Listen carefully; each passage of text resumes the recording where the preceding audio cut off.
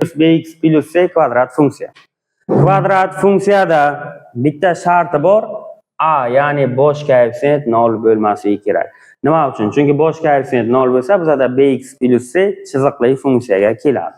Ana endi biz birinchi funksiyamizni ko'rib chiqamiz. Birinchi funksiyamiz y barobar ax kvadrat funksiya.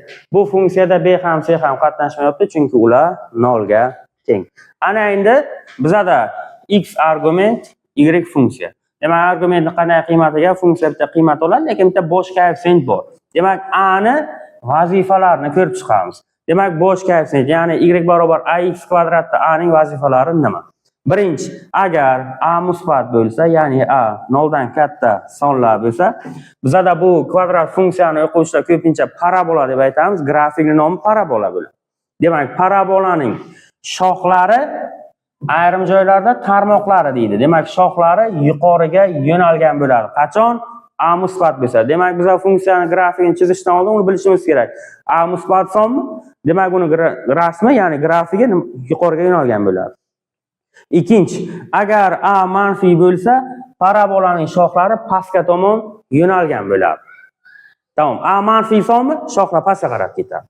Uchinchi, modulosda a birdan katta, ya'ni modulosda a ni ochib chiqadigan bo'lsak, demak, modulda a dan qachon birdan katta sonlar chiqadi? Demak, a birdan katta bo'lsa yoki a minus birdan kichik bo'lsa, ana bu holatlarda parabolaning tarmoqlari o y o'q tomon yaqinlashadi, ya'ni siqiladi. Buxorochasi qisiladi, yaqinlashadi. Xo'sh, to'rtinchi, modulosda a birdan kichik bo'lsa, ya'ni qachon modulda a dan birdan kichik son chiqadi? Demak, a birdan kichik bo'lsa yoki a minus 1 oraliqda bo'lsa, ya'ni minus 1 oraliqda bo'lsa, faqat 0 bo'la olmaydi. O'sha vaqtda parabolaning shoxlari ox o'qiga yaqinlashadi. Ya'ni o'sha tarmoqlar ochiladi. Ana endi biz sizlar bilan sekin bittama-bitta funksiyalarni ko'rishni boshlaymiz. Demak, birinchi funksiyamiz y barobar x kvadrat funksiya. Bu funksiyani chizish uchun nima ish qilamiz? Bizda odatda shu birinchi funksiyalarda maktablarda o'rgatilgan x ga son berib deydi, y ni qiymatini topasan deydi. Agar o'sha ishni qilib ko'radigan bo'lsak, biz grafikni chizish uchun eskizni bilib olishimiz kerak. Shuning uchun hozir funksiyani chizib olamiz.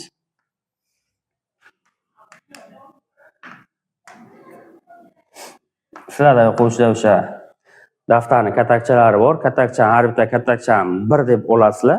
Bizda endi u sharoit yo'qligi uchun qilib ketaveramiz. Katakchasi bor, endi kichkina sizlarga ko'rinmaydi. Funksiyaning grafikini chizing. Demak, bosh koeffitsient nimaga teng? A 1 ga teng. Demak, 1 musbat son bo'lgani uchun parabolaning shoxlari yuqoriga yo'nalgan bo'ladi. Odatda qanday qilib o'rgatiladi? Bizda maktabda ham misol uchun shunaqa o'rgatilgan. X, y. X ga 0 beramiz. 0 ni kvadrat 0, y ham 0. X ga 1 beramiz. 1 ni kvadrat 1. 2 bersak 2 ni kvadrat 4. 3 bersak 9, 4 bersak 16, 5 bersak 25, ya'ni yuqoriga qarab ketdi. Manfiy son berib ko'ramiz. X ga minus 1 bersak 1. Minus 1 ni kvadrat 1. Minus 2 bersak kvadrati 4. Minus 3 bersak 9. E'tibor bersak, demak 0 dan 0 bo'ladi. Demak, shu yerdan o'sib chiqadi. Qo'yish 1, 2, 3 yoki minus 1, minus 2 bersak ham baribir qiymatlari bir xil o'xshadi. Ana endi shu nuqtalarni chizib, keyin taxminiy tushuntiraman. Endi bitta-bitta belgilab olmadik vaqtdan yutish uchun.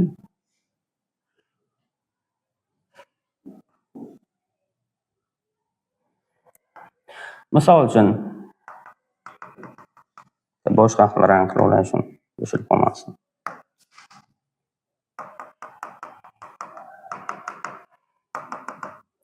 Ana bu nuqta minus 1, ana bu nuqta 1. Bu yer 1 berganda 1, minus 1 berganda minus 1.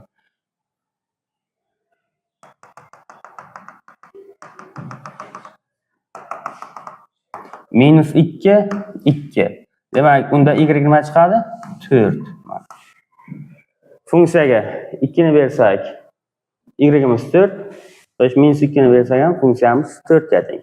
3 berganda 9. Endi 9 ta katakcha sanab o'tirmadim. Ana bu 3 berganda 9 minus 3 berganda 9. Ana shu funksiyaning nomi qo'shilib parabola. Biza grafikni eskizini taxminiy variantini bilib oldik. Ana bu ishni endi biza qilishimiz kerak emas. U har doim shu ko'rinishda bo'ladi. Ayrim holatda shoxlari x yoqiga, y yoqiga yaqinlashadi, ayrim holatlarda x yoqiga yaqinlashadi. Agar ayimiz manfiy bo'lsa, grafik pastga yo'nalgan bo'ladi. Ana endi bu funksiyani o'quvchilar sizlar bilan birgalikda xossalarini ko'rib chiqamiz. Keyin joy kerak bo'lsa, buni o'chirib chiqaman. Birinchi.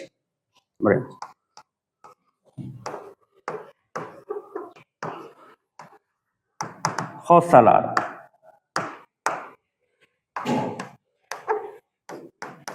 Biz 9-sinfda kvadrat funksiya mavzusidan keyin aniqlanish soha mavzusini ham o'tamiz. Lekin shunchaki hozir berib ketaman tushuntirib, u mavzuni o'tgan vaqtda bizada osonroq bo'lishi uchun. Demak, dx deb o'quvchilar funksiyada aniqlanish soha. Aniqlanish soha nima? Funksiyada argumentni qabul qila oladigan qiymatlar. Argument nima? X. Biz hozir x ga qanaqa qiymatlarni qo'yib bilamiz? Xohlagan qiymatni qo'yishimiz mumkin. Demak, x tegishli r. Ikkinchi y. Buni nomi o'quvchilar funksiyani qiymatlar sohasi degan. Ya'ni funksiya qanday qiymatlarni olib biladi? Bu har doim musbat sonmi? X kvadrat har doim musbat son. Faqat x ga 0 bersak 0 bo'ladi. Qolgan vaqtda x ga musbat manfiy bersak ham javob nima bo'ladi? Musbat bo'ladi. Demak, funksiya 0 ni olib biladi va plus cheksizgacha xohlagan musbat sonni olishi mumkin. Misol uchun x ga 10 bersak, funksiya 100 bo'ladi. X ga 1000 bersak, funksiya million bo'ladi. Manfiy son bersak ham baribir ham musbat bo'laveradi. Buni alohida ikkita mavzu bor. Nasibda keyingi darslarga bu mavzularni ham alohida ko'rib chiqamiz. Demak, funksiyamizda x xohlagan sonni olib oladi, y lekin 0 dan plus cheksizgacha oladi. O'zi o'quvchilar grafikka e'tibor beradigan bo'lsak, ana bu oq chizig'imiz funksiya. Funksiyani qaranglar, eng pastga tushgani qayerga tushgan? Y yo'qini 0 gacha tushgan. X yo'qdan pastda funksiya yo'q, x yo'qdan yuqorida bor. Shuning uchun ham qiymatlar soha 0 dan plus cheksizgacha bo'ladi. Uchinchi.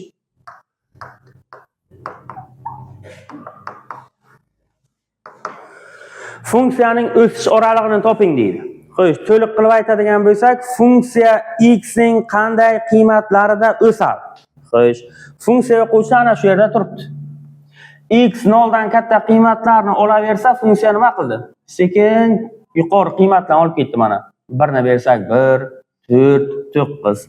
Demak, o'sishi 0 dan plus cheksizgacha. 4-chi. Kamayish oralig'i. Endi men kamayish oralig'i deb to'liq yozmayapman. Kamayishi. Demak, x minus cheksizdan 0 gacha qiymatlarni olsa, funksiya sekin-sekin kamayib eng quyi nuqtaga keldi. Minus cheksizdan 0 gacha. Bu barcha xossalarni x aytadi, bir ana bu haqida y gapiradi. Xo'sh. 5-chi. O'sha ikkitagina elementar narsasi bordi. Mana bu yerda yozib ketay o'shani. O'quvchilar ana bu parabolani uchi deyiladi. Ya'ni ikkita tarmoq o'ngga va chapga ketadigan tarmoqlarni o'sib chiqadigan joyi parabolani uchi deyiladi. Bizada parabolaning uchi qayerda turibdi? P0. 0 nuqtada turibdi. Demak, parabolaning uchi 0 nuqtada. Grafikning nomi nima deyiladi? Grafikning nomi parabola o'quvchilar. Buni ham bir joyga yozib qo'yaylik. Grafikning nomi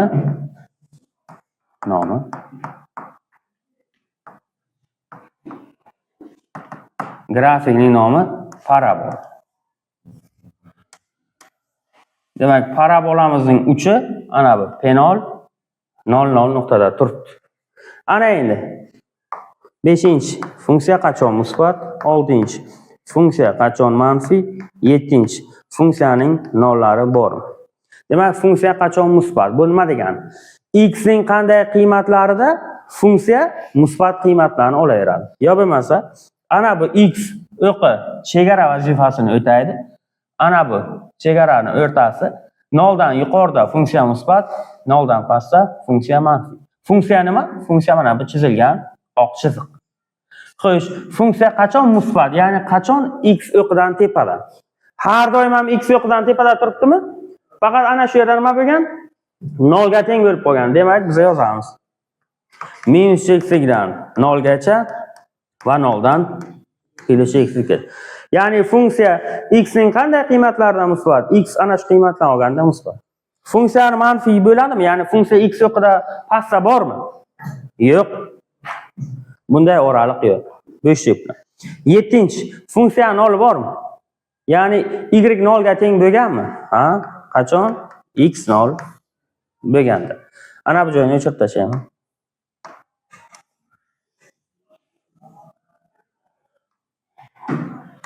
Xo'sh, ana endi o'quvchilar grafikning nomini berdik, parabolaning uchini berdik. 8. Funksiyamiz o'quvchilar juft funksiya. Juft funksiya, tog' funksiya ham kvadrat funksiya, keyin kvadrat tengsizlik mavzulardan keyin o'tib beriladi. Juft funksiya degani hozircha aytib ketaman, lekin mavzuni tushunadi. Juft funksiyalar barchasi y o'qiga nisbatan simmetrik bo'lishi kerak. Ya'ni hozir ana bu nima tarmoqni y o'qi bo'ylab qatlab tashlasam, bu tarmoqning ustiga kelib tushadi. Ya'ni ko'zgu vazifasini y o'qi aytib o'tirdi. Demak, funksiyamiz juft funksiya. Juft va tog' funksiya haqida keyin ma'lumot beramiz. Funksiya juft. 9. Funksiyamizning eng katta qiymati bormi, eng kichik qiymati bormi? Funksiyamizning eng kichik qiymati bor, chunki bu funksiya yuqoriga qarab, cheksizga qarab ketdi. Eng kichik qiymati qachon? Y minimal x ga 0 berganda funksiya ham 0 degan qiymatlarni oladi. Xo'sh, juft funksiya bo'lgani uchun simmetriya o'qi bor, o'sha endi mana. Bu keyingi funksiyalarga bizga kerak bo'ladi. Simmetriya o'qi y o'q. Sekin hozir bizada ana bu yerda a har xil qatnashishni boshlaydi, manfiy, musbat, birdan katta, birdan kichik, o'sha holatlarni ham ko'rib chiqamiz.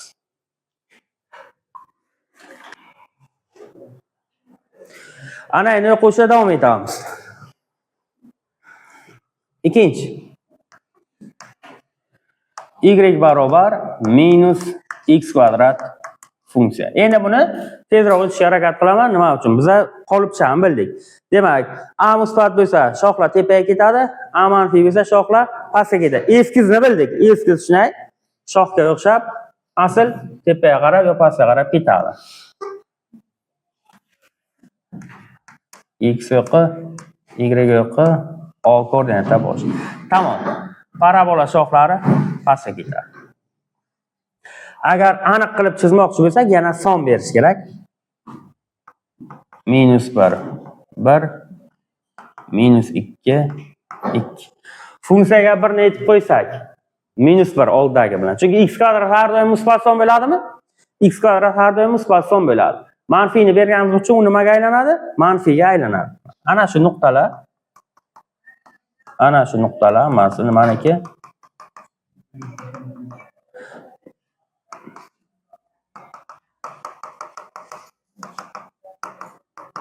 Parabolani nuqtalari.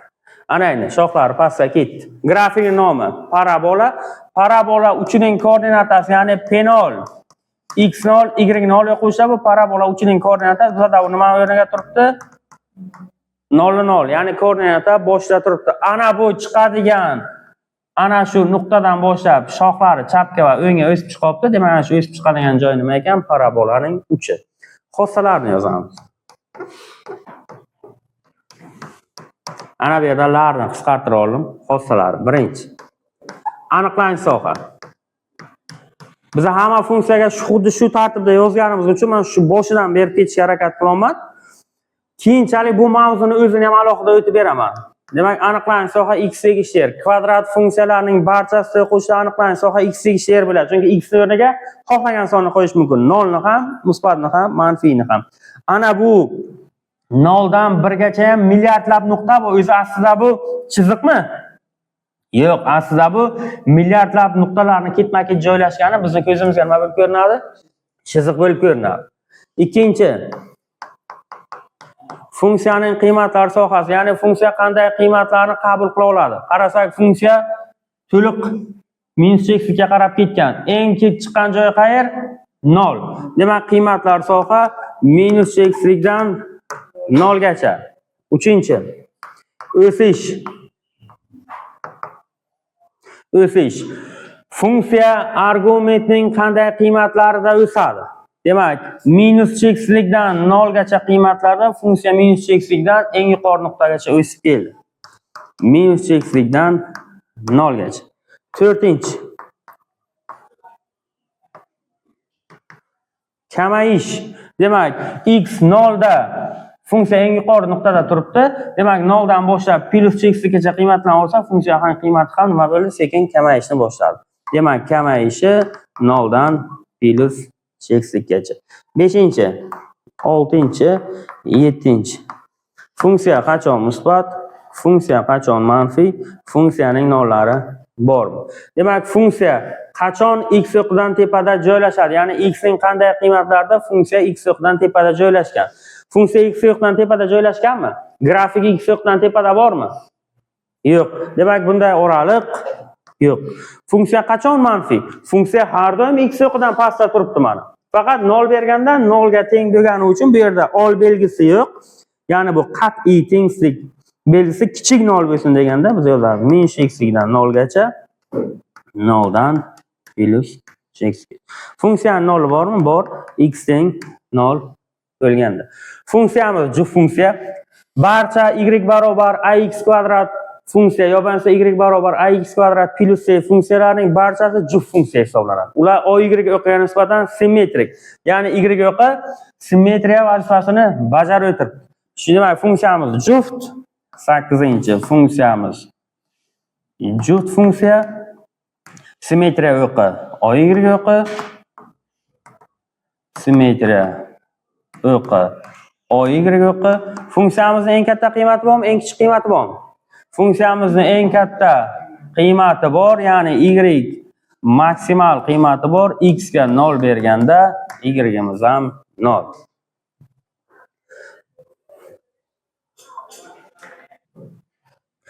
Xo'sh, o'quvchilar, endi davom etamiz. Endi xossalarni yozib o'tirmaymiz. O'sha shoxlari x, y o'qiga yaqinlashadigan holatlarni ko'rib chiq. Eskiz bilimdan eskiz doim shunday, faqat shoxlari ochilish, yopilishiga qarab farq qiladi. 3-chi funksiyamiz. Mana y barobar 4x kvadrat. Funksiyaning grafikini chiz desa, buni barcha xossasi o'quvchilar, barcha xossasi nima bilan bir xil? X kvadrat funksiya bilan bir xil. Xo'sh. A nechiga teng? 4 ga teng. A 4 ga teng bo'lsa, shoxlar nima bo'ladi? Tepaga qaragan bo'ladi va y o'qi tomon yaqinlashadi. Ana bu y o'qi, ana bu x o'qi, ana. Xo'sh, 4-chi. Y barobar 1/7 x kvadrat funksiya. A nechiga teng? 1/7 A musbatmi? Shoxlar yuqoriga qaraganmi? Faqat A 0,1 oraliqda bo'lganligi uchun endi tarmoqlar nima bo'ladi? X o'qi tomon yaqinlashadi. Hozir uni vaziyatdan ko'ramiz.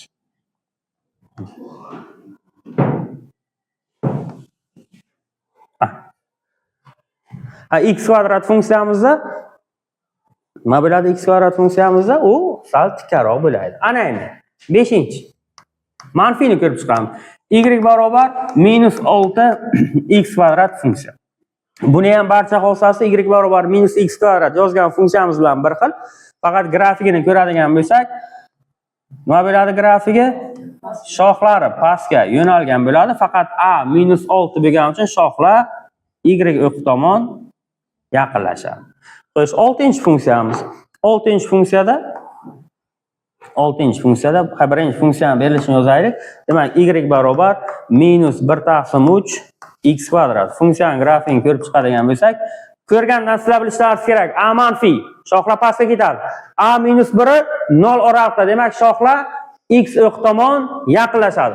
A manfiy, shoxlar pastga ketadi. Faqat a minus 6 bo'lgani uchun shoxlar y o'qi tomon yaqinlashadi. Ana bu y o'qi, bu x o'qi. Tarmoqlarning orasi ochilgan. Buni ham barcha xossasi y barobar minus x kvadrat funksiyaning xossasi bilan bir xil. Tamom. Biz birinchi nimani bilishimiz kerak ekan? Birinchi a ni. A musbat shoxlar tepaga ketgan. A manfiy shoxlar pastga ketgan. A ni musbati ham ikki xil bo'lishi mumkin. Birdan katta bo'lsa, shoxlar y yoqqa yaqinlashadi. 0,1 oraliqda bo'lsa, x yoqqa yaqinlashadi. A manfiy shoxlar pastga ketgan, -1 dan kichik, ya'ni A -6 bo'lsa, shoxlar y yoqqa yaqinlashadi. A -1 0 oraliqda bo'lgani uchun shoxlar x yoqqa yaqinlashadi. Biz agar aynan grafik qaysi nuqtalardan o'tadi desa, biz unga x, y ga bitta ikkita nuqta berib topib olishimiz mumkin. Ko'pincha bizlar bu tenglamalar bilan aralashib bo'lib keladi. Yo bo'lmasa o'sha integral mavzularga keladi. O'sha vaqtda biz grafikni albatta chizib olishimiz mumkin. Eskiz shunday, bitta faqat kx + b to'liq chiziladi. Ikkita nuqtadan bitta va faqat to'rtchasi o'tish mumkin. Bular barchasi eskiz chiziladi, taxminiy. Chunki bu yerda milliardlab nuqta buni hammasini topib, to'liq qilib chizish mumkin emas. Xo'sh, yoza olamiz.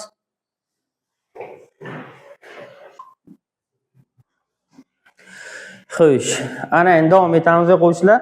Bitta qiziqarli ma'lumot bor, shuni aytmay ketdim, aytib ketaman. Hozir kamaydi o'quvchilar, oldinroq parabolический antenalar bor edi. Hozir ham kimlardir uyida bo'lsa kerak, buna katta laganga o'xshaydigan alyumin narsa tolorlarning ustiga, shifrlarning ustiga, tomlarning ustiga turadi. Aylana. Hozir ham bormi kimlarning uyida? Ishlaydimi yo'qmi? Endi ana bu internet rivojlangandan keyin o'sha narsa qolib ketdi. O'sha narsani o'zi nima vaqtda qanday ishlashini bitta tushuntirib ketaman. Bu qiziqarli ma'lumot uchun beraman. Hay, y barobar x kvadrat funksiya grafikini ko'rdik. Shu funksiya grafikida o'quvchilar fokus nuqtasi degan narsa bor. Fokus nuqtasi. Ya'ni ushbu funksiyada fokus nuqtasi bor 0,1/4. Buni topish formulalari bor. Barcha funksiyalar uchun ham topsa bo'ladi. Endi bizga u misollanishda kerak bo'lmagani uchun biz uni umuman o'tib o'tirmaymiz. Mana endi men sizga tushuntiraman. Misol uchun faraz qiling, ana shu y teng x kvadrat funksiyamizning grafiki. Bu oy yo'qi, bu oy x yo'q. Ana bu nuqta, ana bu nuqta o'sha 0,1/4 nuqta mana. Fokus nuqta deb qo'yaylik, shuni mana f fokus nuqta. Ana endi o'quvchilar qaranglar. Parabolik antena, o'sha parabola ko'rinishdagi antena qanday ishlaydi? Tepada sputnik bor. Sputnik yerga signal beradi. O'sha tomimizda turgan antenaga signal har tomondan har xil ko'rinishda kelishi mumkin. Fokus nuqta degani nima degan? Ana o'sha laganga, o'sha tomdagi antenaga kelib, qayerdan bo'lsa ham shunaqasiga bitta signal urildimi, u ana shu fokus nuqtaga sinadi. Bu yerga kelsa ham fokus nuqtaga sinadi. Bu yerga kelsa ham fokus nuqtadan sinadi. Bunaqasiga kelsa ham fokus nuqtaga sinadi. Bunaqasiga kelsa ham fokus nuqtadan o'tadi. Bunaqasiga kelsa ham fokus nuqtadan o'tadi. Demak, o'sha tomdagi antenaning ko'rinishini ko'rgan bo'lsalar, u ana bunaqa uzunroq shaklda bo'ladi. O'rtasida bitta buni galovka deydi. Ana bunaqa narsasi bo'ladi. Demak, barcha nurlar shu nuqta orqali o'tgani uchun signallar. U ana bu signallarni galovka shu yerda tutib oladi-yu, keyin kabel orqali nima qiladi? Tunerga beradi. Tuner keyin bizning xonamizdagi nimaga beradi? Televizorga beradi. Parabolik antena ishlash prinsipi shunga asoslangan. Demak, y teng x kvadrat funksiya uchun fokus nuqta 0,1/4. Ana endi mavzuni yana davom etamiz. Xo'sh. Mavzuni davom etamiz. Y barobar ax kvadrat qo'shilgan c funksiya. Demak, bizda endi qaysi harf qatnashni boshladi? C harfi qatnashni boshladi, lekin hali hamon b imiz yo'q. Ya'ni b nimaga teng? 0 ga teng. Ana endi o'quvchilar c ni vazifasini aytib o'tamiz. Demak, c ning vazifasi. Demak, c ning vazifasi nima o'quvchilar? C ning vazifasi y barobar ax kvadrat funksiya grafikini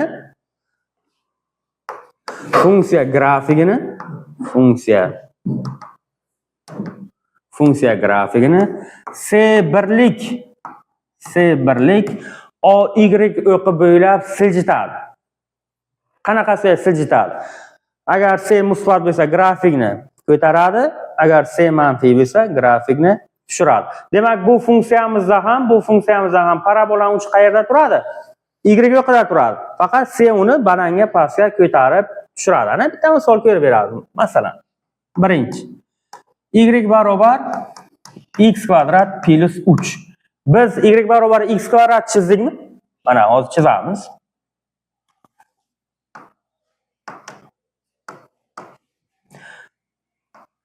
X kvadrat funksiyaning grafigi ana shu ko'rinishda edimi? Ana shu ko'rinishda edi. Ana endi plus 3 shu grafikni nima qiladi?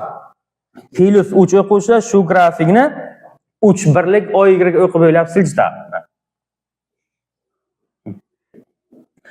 Grafik aynan o'sha grafikni o'zi faqat 3 birlik ko'tarildi. Ana endi bizning funksiyamiz nima bo'ldi? A nuqtada emas, qayerdan parabola uchi qayerga kelib qoldi? Parabola uchi 0 3 nuqtada. Ya'ni ana bu nuqtadan o'sib chiqishni boshladi. A nuqtadan emas. Endi sizlar bilan birgalashib shu funksiya xossalarini ko'rib chiqamiz. Demak, f-ni vazifasini tushundik. Nima qildi u? Ko'taradi yoki tushiradi. Barchasini hozir bitta-bitta ko'ramiz. Ana endi bu tomonni o'chiraman. Xossalarni yozamiz. Buni ham endi o'chirsam bo'lar, buni ham. O'chirdik. Xossalari. E'tibor bergan bo'lsangiz, parabolamizning uchi qayerda turibdi? Hali hamon y o'qida joylashgan. Demak, xossasi, bu xossa birinchi xossa o'zgarmaydi o'quvchilar. Aniqlanish soha x tegishli. Ikkinchi qiymatlar soha. Funksiya qanday qiymatlarni oladi? Funksiyani eng pastga tushgani y ni qayeriga tushgan? Uchiga tushgan. Qolgan holatlarda u 3 dan tepada joylashgan. Demak, funksiyaning qiymatlar sohasi 3 dan plus chekislikgacha. Uchinchi o'sish oralig'i, to'rtinchi kamayish oralig'i. Ko'pgina o'quvchilar shunda xatolik qiladi, qaranglar. Agar x 0 ga teng bo'lsa, funksiya eng quyi nuqtada turibdi. X 0 dan katta qiymatlarni olsa, funksiya ham o'sishni boshladi. Ya'ni funksiya x ni qanday qiymatlarda o'sadi? 0 dan chekislikgacha. Xo'sh, funksiya ya'ni x ni qanday qiymatlarda kamayadi? X minus chekislikdan 0 gacha bo'lsa, funksiya nima bo'ldi? Eng quyi nuqtaga keldi. Minus chekislikdan 0 ga.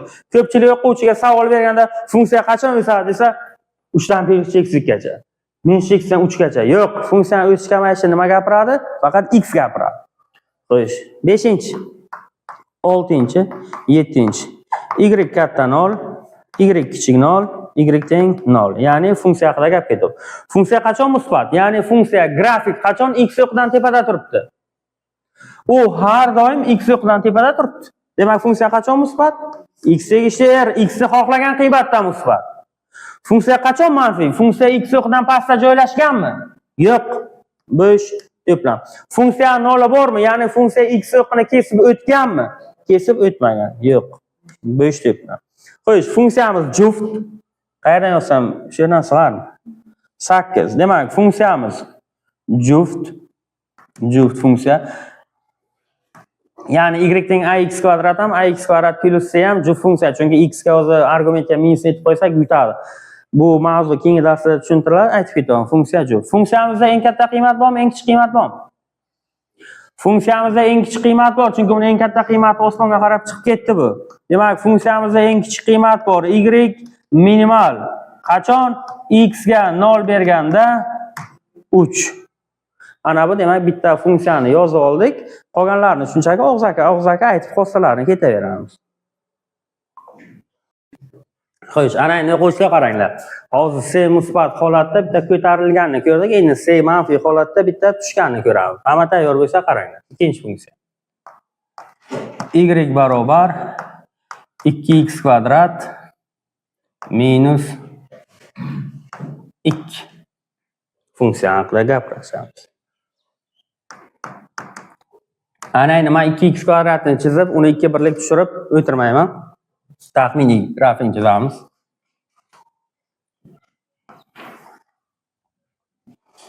Hozir 2x kvadrat 0 0 nuqtadan chiqardimi? Endi bu 2 birlik pastga tushadi.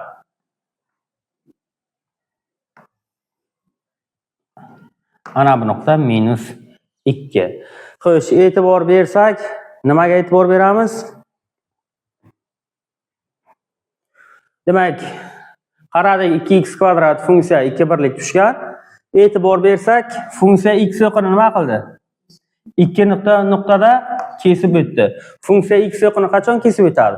Y 0 bo'lsa, demak y ning joyiga 0 qo'yib ishlaymiz. 0 barobar 2x kvadrat -2. Bu tomonga o'tsa 2x kvadrat barobar 2 ga, x kvadrat barobar 1 ga, x imiz teng plus minus 1. Demak, ana bu nuqta -1, bu nuqta +1. Xossalarni tezlik bilan yozamiz. Demak, birinchi aniqlanish soha. Bu har doim bir xil. Bu funksiya uchun faqat x tegishi.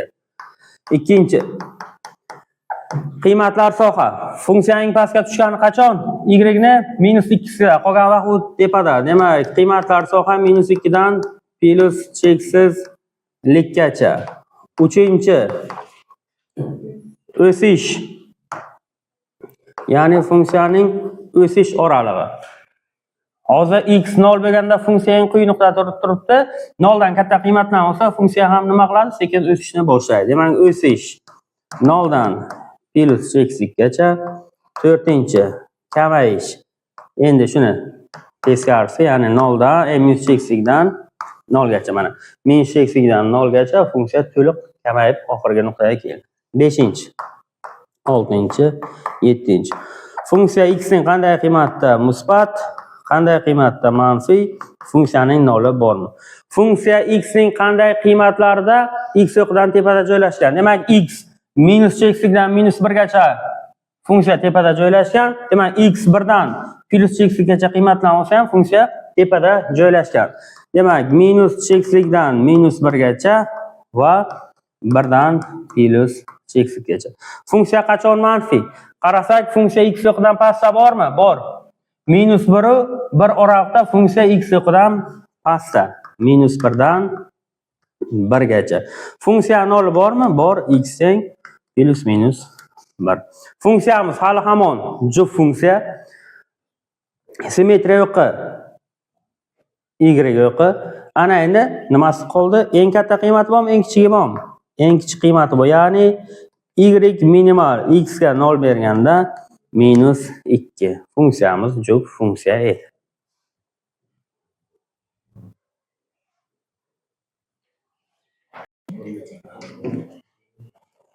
Ana endi o'quvchilar shoxlari pastga qaragan vaziyatda ham misollarni ko'rib chiqamiz. Demak, 3-misolimiz. Y barobar -3x kvadrat -4. Demak, -3x kvadrat funksiyamiz shoxlari pastga qaragan O nuqtadan o'sib chiqardimi? Endi bu shuni nima qiladi? 4 birlik pastga tushiradi. Bu funksiyalarni o'quvchilar sizlar nimasini bilishlaringiz kerak? Qayerdan o'sib chiqishini bilsalaringiz osonroq bo'ladi. Ya'ni P0 0 -4. 0 -4. Ana bu o'quvchilar 0 -4 nuqta. Parabola shoxlari pastga ketdi. Nima uchun? Chunki -3x kvadrat ana bu yerdan o'sib chiqardi, shuni 4 birlik tushirdi. Ana shu nuqtani bilsak, demak biz uni chizishimiz osonroq. Xo'sh. Birinchi xossalardan boshladik. Aniqlanish soha o'zgarmaydi. X tegishli. Ikkinchi qiymatlar soha. Kim aytadi qiymatlar soha nima biladi? Minus cheksizlikdan mana funksiya y minus cheksizlikdan eng ko'tarilgani qayergacha? -4 gacha. Minus cheksizlikdan -4 gacha. Demak, 3-chi o'sish, kamayish, funksiya musbat, funksiya manfiy, funksiyani nollari bormi? Funksiya qachon o'sadi? X minus cheksizlikdan 0 gacha qiymatlarni olsa, funksiya o'sib eng yuqori nuqtaga keladi. Demak, minus cheksizlikdan 0 gacha. Qachon kamayadi? 0 dan plus cheksizlikgacha. Ya'ni 0 dan plus cheksizlikgacha qiymatni olsa, bu ham kamayishda davom etadi. Funksiya musbati bormi? X yo'qdan tepada bormi? Yo'q.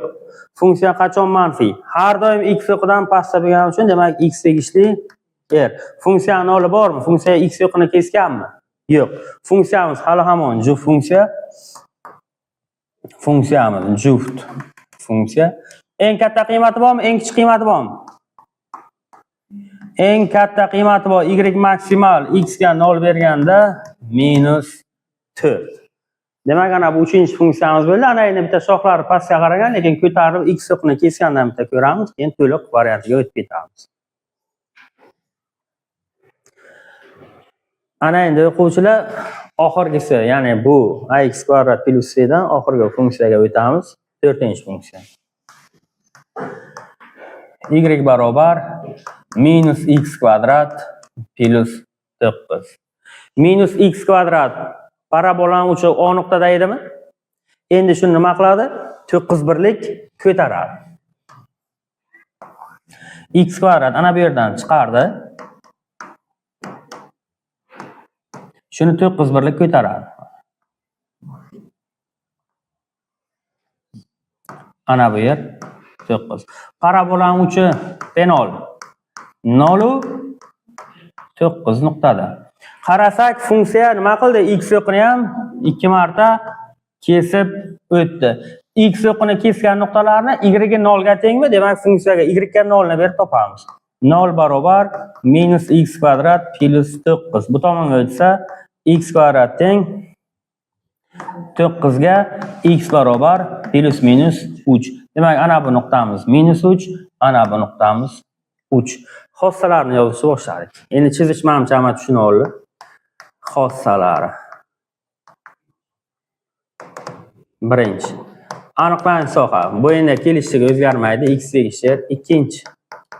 Qiymatlar soha. Funksiya eng yuqoriga chiqqan nuqtasi -x dan 9 gacha. Ya'ni y ni eng yuqoriga chiqqani y ning 9 gacha chiqqan. Uchinchi. O'sish. 4-chi.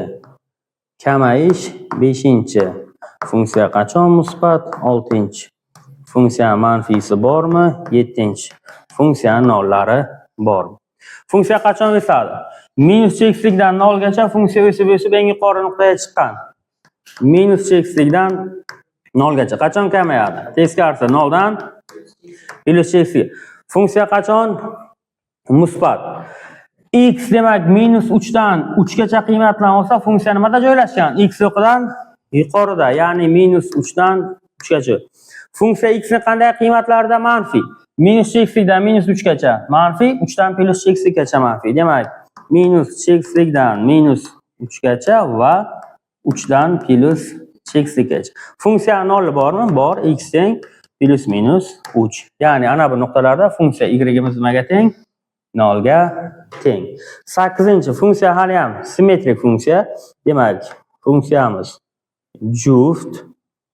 9-chi. Funksiyamizda eng katta qiymat bor. Y maksimal 0 berganda 9. Ana endi bizada ax kvadrat tugadi, ax kvadrat plus c tugadi. Endi funksiyamiz to'liq holatga keldi. Ya'ni y barobar ax kvadrat plus bx plus c. Shuni endi ko'rib chiqamiz.